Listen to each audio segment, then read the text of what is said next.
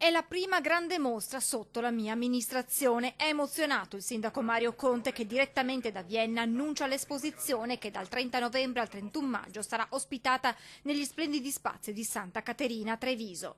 Annunciamo questo matrimonio tra la città di Treviso e Vienna perché attraverso questa collaborazione col Kunst per la prima volta riusciremo a portare 50 dei più grandi capolavori in Europa e proprio nella nostra città Treviso. Natura in posa è il titolo della mostra che documenta come il soggetto della natura morta si sia sviluppato tra la fine del Cinquecento e lungo tutto il XVII secolo a livello europeo.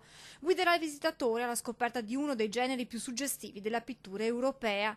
Un'esposizione che approda a Treviso con l'obiettivo di coinvolgere tutto il territorio sin dalle fasi dell'allestimento. Questa mostra nasce proprio dalla collaborazione di tutte le associazioni di categoria che hanno sostenuto il nostro progetto, ma poi anche da un punto di vista culturale ci sarà un coinvolgimento degli artisti locali uniti ai grandi artisti mondiali che oggi sono ospiti del Kunst di Vienna. Questo segna solo l'inizio, spiega il sindaco, dei grandi eventi a Treviso. Sarà la prima grande mostra della nostra amministrazione che sarà il primo passo di quella che è la programmazione culturale che vedrà protagonista Treviso nei prossimi 4 anni.